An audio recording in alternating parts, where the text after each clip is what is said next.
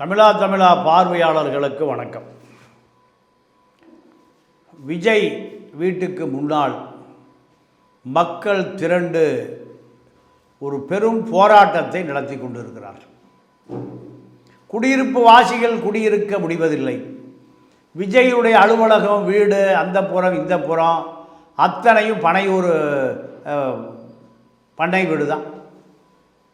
அங்கு இருக்கக்கூடிய குடியிருப்பு வாசிகள் தங்களுடைய குடியிருப்பு வீதிகளை பயன்படுத்த முடியல. எங்கு பார்த்தாலும் தற்கொலைகளும் அணில் குஞ்சுகளும் விசில் சத்தமாக இருக்கிறது. நாங்கள் எப்படி குடியிருப்பது? காவல்துறை இந்த பக்கம் வருவதே இல்லை. காவல்துறை எட்டி பார்ப்பதே இல்லை. எப்படியோ கெட்டு போய்விடுங்கள், நான் அந்த பக்கம் வரமாட்டோம். வசதி படைத்தவர்களும் பணக்காரர்களும் பண்ணையார்களும் மிட்டாக்களும் ராசதார்களும் குடியிருக்கக்கூடிய பகுதி. மக்கள் பொறுத்து பார்த்தவர்கள் பொங்கி எழுந்து விட்டார்கள். இப்போ ஒரு தலைவன் வீட்டுக்கு முன்னால் மக்கள் போராடுவது என்பது இந்த கேவலம் மூலம் இந்த சினிமா கலிசடைகள் ஆட்சி செய்கிற இந்த தமிழ்நாட்டில் தான் நடக்குது. நீங்கள் ஜெயலலிதா கொடநாட்டுக்கு ஊட்டி மேட்டுப்பாளையத்திலிருந்து கொடநாட்டுக்கு கோத்தகிரி வழியாக ஜெயலலிதாவுடைய கார் குலுங்காமல் அழுங்காமல் உடம்பு வலிக்காமல் போய் சேருவதற்கு நீங்கள் அருமையான மெட்டல் ரோடுகள் போடப்பட்டது. நல்ல மக்களுடைய நிலைமையை பார்த்துக்கு. ஆனால் ஊட்டிக்கு குண்டும் குழியுமாக மோசமான ரோடு இருந்தது. ஊட்டி மட்டுமல்ல, ஊட்டியிலிருந்து இந்த பக்கம் கேரளா போகிறதுக்கு, அதே போல் அந்த பக்கம் கர்நாடகா போவதற்கு ரோடு கூடலூர் போய் பிரியும். இந்த பக்கம் நாணிகாடு, இந்த பக்கம் கர்நாடகா பந்திப்பூர் வரைக்கும் போகும். இந்த ரோடு 150 கிலோமீட்டர் குண்டும் குழியும் பாறையும் மேடுமா சேரும் சகதியுமாக அந்த ரோடு ஏறக்குறைய ஒரு 20 ஆண்டு காலம் இருந்தது. நான் அந்த ரோட்டில் பல முறை பயணித்திருக்கிறேன். அந்த ரோடு வழியாக மைசூர் போயிருக்கேன். மைசூர் தசராவை பார்ப்பதற்கெல்லாம் அந்த ரோடு வழியாக தான் போவோம். ஆனால் ஜெயலலிதாவினுடைய கொடநாட்டுக்கு ஒரே ஒரு கார் போவதற்கு அந்த கோத்தகிரி மேட்டுப்பாளையம் ரோடு பளபளன்னு இருக்கும். இதெல்லாம் மக்கள் சகித்து கொண்டு வாழ பழகி கொண்ட தமிழர்கள் தான். இந்த சினிமா கலிசடைகள் பூரா எங்கே போயிடுச்சு? ஆட்சிக்கு போய்விட்டது. மக்களுடைய நலன் என்பது 1% கூட பார்க்கப்படுவதில்லை.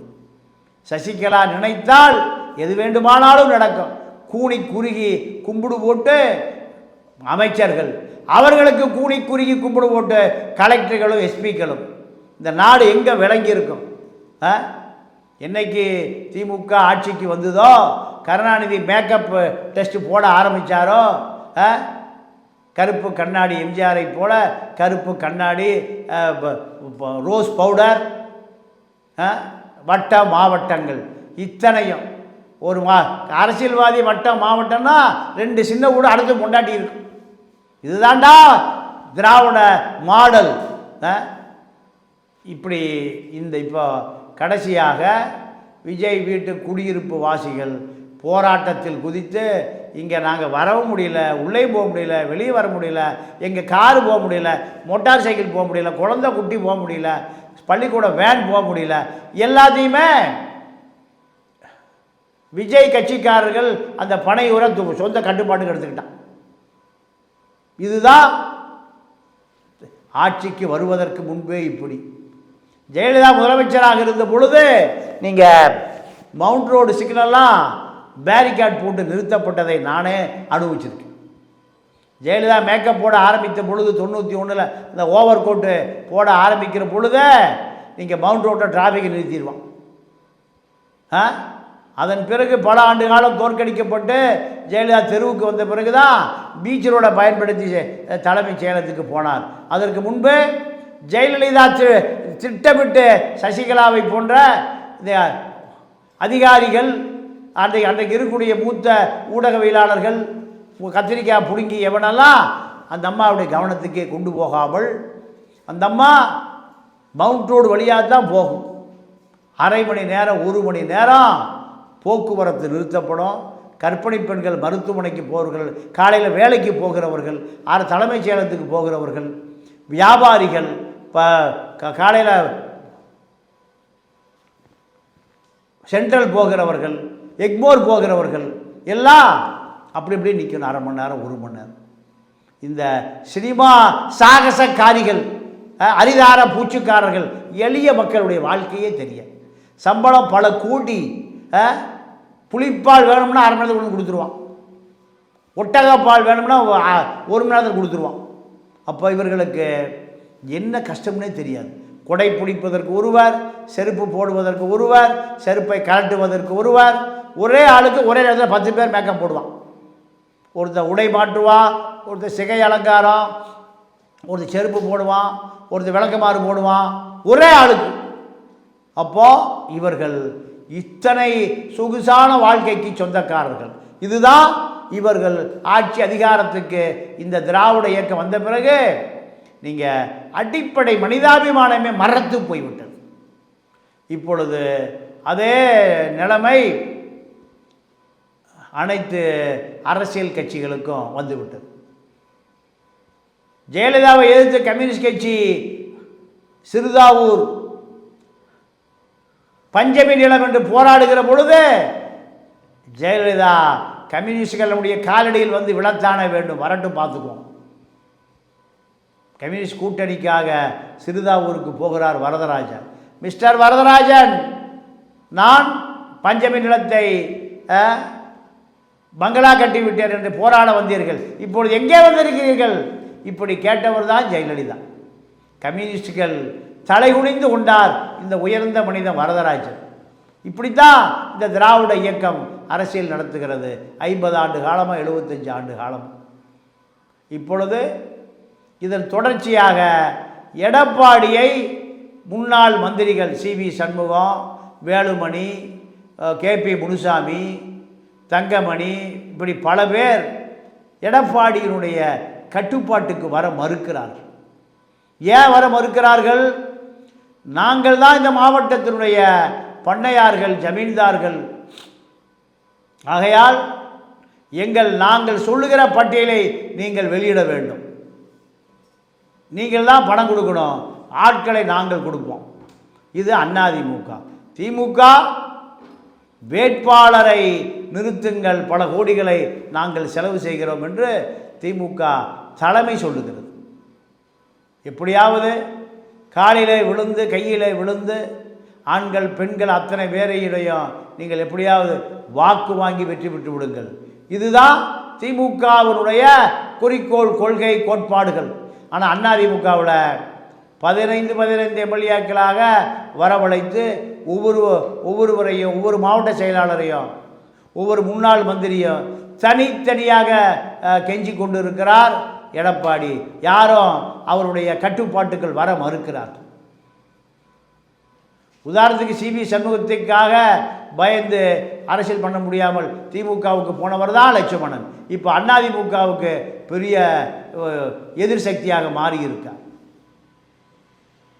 இன்று ஹரிதாஸ் 11-16 காலகட்டத்தில் ஜெயலலிதாவால் சட்டமன்ற உறுப்பினர் ஆக்கிய அந்த ஹரிதாஸ் திமுகவுக்கு சங்கமடைந்து விட்டார். காரணம்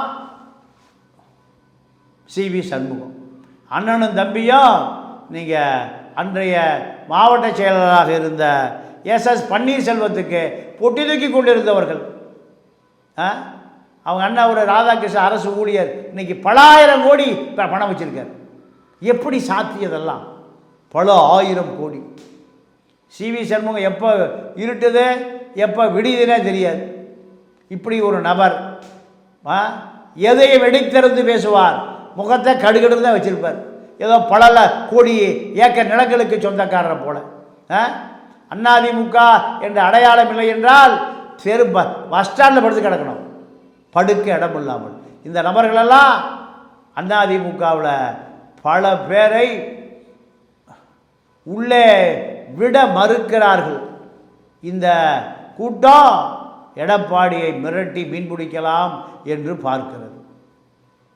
குமரகுரு ஒரு 1.5 கோடி வாங்கி ஒரு தலித் அதிமுக தொண்டரின் நாடாளுமன்ற உறுப்பினர் ஆக்குவதற்கு உனக்கு 1.5 கோடியை கொடு என்று வாங்கி அந்த 1.5 கோடியை கொடுக்காமல்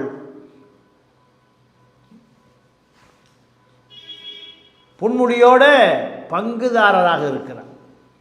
இப்படி பல பேர். நத்த விஸ்வநாதன் தன்னை மீறி யாரும் வந்துவிடக்கூடாது என்று நினைக்கிறார்.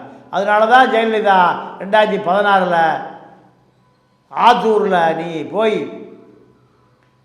பெரியசாமியை வெற்றி பெற்று வா அனுப்புனாங்க. அதோட ஆளை காணோம். இந்த நபர் இப்படி பல பேர் தலைமைச் செயலகத்தில் உட்கார்ந்து கோடிகளை குவிக்க முடியும். பல 1000 கோடிகளை குவிக்க முடியும். வேலுமணி நேரடியாக பேச முடியாது என்ற காரணத்தினால் CV சண்முகத்திடம் சொல்லி, நீங்கள் முதலமைச்சராவதற்கு நாங்கள் எதுக்கு செலவு பண்ணணும், நாங்கள் எதுக்கு கோடிகளை அளிக்கணும், கோடிகளை தெருவிலே கொட்ட வேண்டும். இப்படி KP முனுசாமி தருமபுரி கிருஷ்ணகிரி போன்ற பகுதிகளில் கோடி கோடி உனக்கு MLA சீட் 1 கோடி கொடு, இப்படி பல கோடி அவர் வசூல் பண்ணிகிட்டு இருக்கார். பணம் கொடுத்தவனெல்லாம் இலவு காத்த கிளியாக வந்து நிற்கிறான். நடராஜன் உயிரோடு இருந்த காலத்தில் நடராஜன் தேர்தல் வந்தால் நீங்கள் 234 தொகுதியிலையும் குறைஞ்சது ஒரு 4 பேர் வாங்கிடுவார். ஆளுக்கு 1 கோடி, 4 கோடி, 232 4 1000 கோடி வசூல். நடராஜன் என்ன ஆனார்? பெருங்குடி குளோபல் ஆஸ்பத்திரியில் ஒரு இளைஞனை கொன்று குந்து பொருத்திய அந்த கல்லீரல் கணையமெல்லாம் வேலை செய்யாமல் செத்து போனார். பல 1000 கோடி. சின்ன வீட்டுக்கெல்லாம் பல 1000 கோடிகளில் பெரிய பெரிய அரண்மனைகள், பெரிய பெரிய நட்சத்திர விடுதிகள், செரீனா பேலஸ், கிராண்ட் செரீனா, ஆரோவில்ல பிரம்மாண்ட பாரிஸ் நாகரிகத்தை நமக்கு நினைவுபடுத்துகிற செரீனா, கிராண்ட் செரீனா, சிறப்பான செரீனா.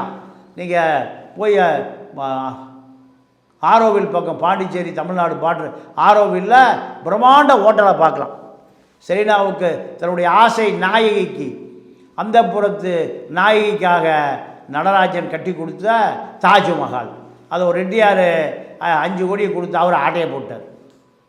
இப்படி தமிழக மக்களுடைய உழைப்பு, தமிழக மக்களுடைய வியர்வை எல்லாம் 1000 கோடி 2000 கோடியா யாராரோ சுருட்டுகிறார்கள், யாராரோ கொள்ளையெடுக்கிறார்கள். இதை பற்றியெல்லாம் எந்த கவலையும் இல்லாமல் தேர்தல் வந்து விட்டது, 500 ரூபா கிடைக்கும், 1000 ரூபா கிடைக்கும், குவார்ட்டர் கிடைக்கும், பிரியாணி கிடைக்கும், ஓல்டு புக்கு கிடைக்கும், சிவாஸ் குவார்ட்டர் கிடைக்கும்.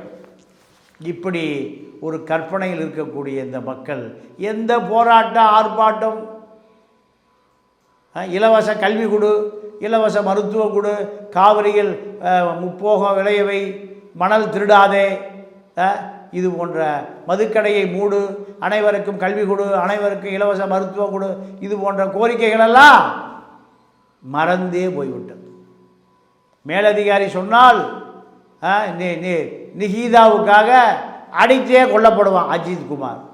இதுதான் தமிழகம், பொன்னான தமிழகம். அதிமுக இதே நிலையில் போய்கொண்டிருந்தால் இது மிக ஆபத்தான போக்கு. அண்ணன் திருமாவளவனும் இப்பொழுது கவலை ரேகை ஓடிக்கொண்டிருக்கிறது. திமுக 4 சட்டமன்ற உறுப்பினர்களுக்கு நீங்கள் மீண்டும் பதவி கொடுத்தே ஆக வேண்டும். அவர்களுக்கு தான் அந்த தொகுதி, அவர்களை மீண்டும் சட்டமன்றத்திற்கு நிறுத்த வையுங்கள் என்று விடுதலை சிறுத்தைக்கு திமுக உத்தரவிடுகிறது. திமுக விடுதலை சிறுத்தை கட்சிக்கு தலைமை தாங்குகிறது. இதெல்லாம் ரொம்ப ஆபத்தான போக்கு என்பதை தெரிந்து கொண்டு கட்சியை காப்பாற்றுவதற்கு என்ன வழி என்று அண்ணன் திருமா விழித்து கொள்ள வேண்டிய நேரம் இது. நன்றி, வணக்கம். மீண்டும் சந்திப்போம்.